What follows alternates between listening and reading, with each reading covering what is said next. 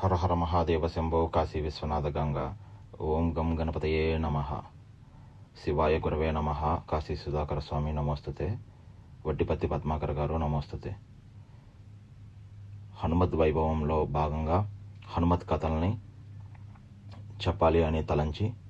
గురువులు శ్రీ వడ్డిపత్తి పద్మాకర్ గారు ఉపదేశం మేరకు వారి ప్రవచనాలు విని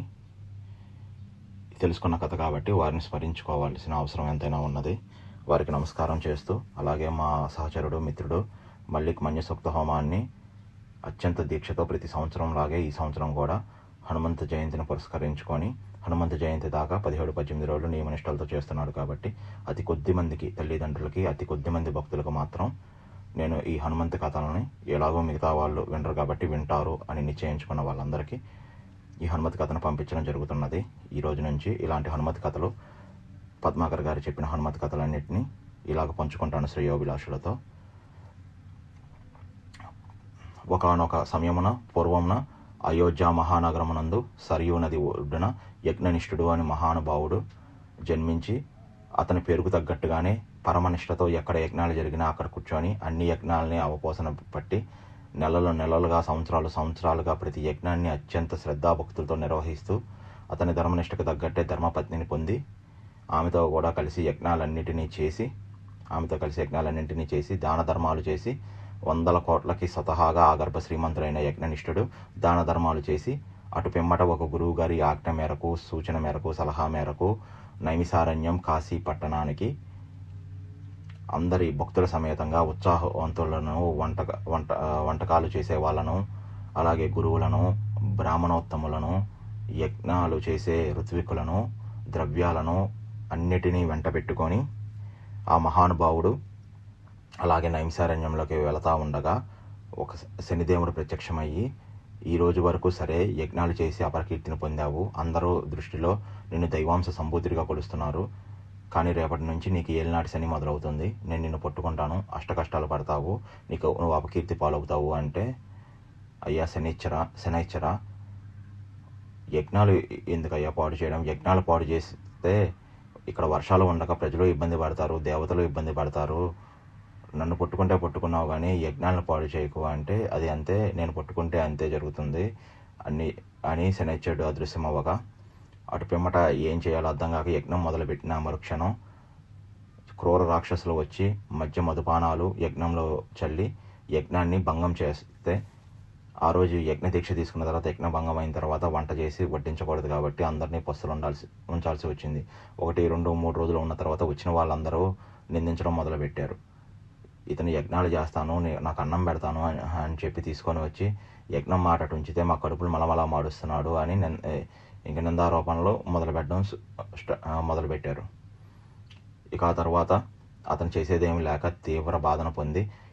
ఎప్పుడు అంతకుముందు కూడా దేవతల కళలో ప్రత్యక్షం అవ్వగా ఇక కళలోకి రావడం కూడా, స్వప్న దర్శనం ఇవ్వడం కూడా దేవతలు ఆపేశారు. ఇంద్రుడిని ప్రార్థించి ఇంద్రుడిని ప్రసన్నం చేసుకుంటే ఇంద్రదేవుడు ప్రత్యక్షమయ్యి, నేను కనుక ఇతనికి అభయం ఇవ్వకపోతే దేవతలకి ఆహారం ఉండదు, ప్రజలకి ఉండదని ఇంద్రదేవుడు అత్యంత దయతో ప్రత్యక్షమయ్యి, మహానుభావ యజ్ఞనిష్ట ఏమిటి నన్ను పిలిచావు అని అడగ్గా, అయ్యా ఇంద్రదేవ, నీకు తెలియనిదేమున్నది, ఇక్కడ యజ్ఞం చేస్తుంటే రాక్షసులు భంగం చేస్తున్నారు, నీ వజ్రాయుధం దెబ్బతో ఈ రాక్షసుని సంహరించా అంటే వాళ్ళు పొందిన వరాలు అటువంటివి, నా వజ్రాయుధం కూడా వాళ్ళని ఏమీ చెరపలేదు, ఏమీ చేయలేదు అనగా, మరి దీనికి ఏంటి తరుణోపాయం అంటే, ఒకడున్నాడయ్యా సృష్టిలో హనుమంతుడు అతని పేరు, అతను ఎక్కడ అడుగు పెడితే అక్కడ రాక్షస సంహారం తక్షణం జరిగిపోతుంది, ఆయన మంత్రోపాసన చెయ్యి, రాక్షస నివారణ మంత్రం అనగా రేపు శతానందుడు వస్తాడు ఇక్కడికి నీ యోగం కొద్దీ, అతని చేత ఉపదేశం పొంది శనివారం రోజున ఉదయం నుంచి సాయంత్రం దాకా మంత్రానుష్ఠానం చెయ్యి, అటు పిమ్మట యజ్ఞం మొదలుపెట్టు, నీ యజ్ఞాన్ని ఇంకా ఎటువంటి భూత ప్రేత పిశాచాలు వచ్చినా ఆపలేవు అని ఇంద్రదేవుడు చెప్పగా, అయ్యా రేపటిదాకా ఆగితే ఎలాగా, వీళ్ళు ఆకలితో మలమల మాడిపోతున్నారు, అది మీరే ఉపదేశించవచ్చుగా అంటే, దేవతలకు ఒక నియమం ఉన్నది, మేము ఉపదేశించకూడదు, ప్రత్యక్షంగా బృహస్పతి గారు దీక్షలో ఉన్నారు, ఆయన కూడా ఉపదేశించలేరు, ఇప్పుడు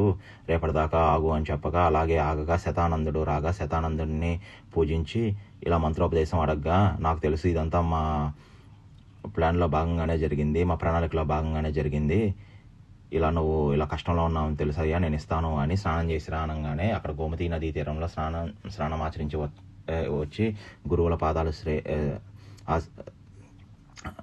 గురువుల పాదాలు ఆశ్రయించగా శతానందుడు అతనికి రామబీజంతో వాయుబీజంతో కలిసిన హనుమత్ మంత్రాన్ని ఉపదేశించాడు. అటువంటి గొప్ప గొప్ప మంత్రాలు ఉపదేశం లేకుండా పుస్తకాల్లో చూసి చదవకూడదు కాబట్టి ఇంద్రుడు నిరాకరించాడు అని చెప్పి అతనికి ఉపదేశించగా అతను అత్యంత నిష్ఠతో దీక్షతో హనుమత్ మంత్రాన్ని ఉపాసించగా అటు పిమ్మట తర్వాత రోజు యజ్ఞాన్ని మొదలుపెట్టగా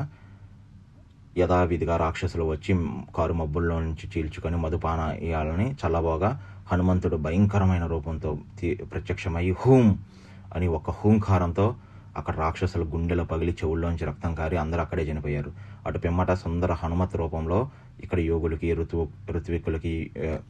యజ్ఞనిష్ఠుడికి దర్శనం ఇచ్చి అభయమిచ్చాడు. అప్పుడు యజ్ఞనిష్ఠుడు, స్వామి హనుమ,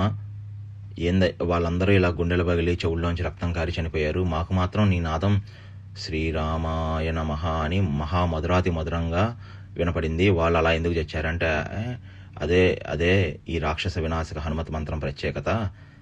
యజ్ఞాలు నాశనం చేయాలనుకున్న వాళ్ళకు మాత్రం హూంకారంగా వినపడి అలా మరణిస్తారు. పరమ భక్తులకి నీలాంటి యోగులకు మాత్రం మంచి కమ్మటి రామనామం లాగా వినసొంపుగా వినపడుతుంది అని అందులో ఉన్న సూక్ష్మాన్ని చెప్పి అతనికి అభయం ఇచ్చి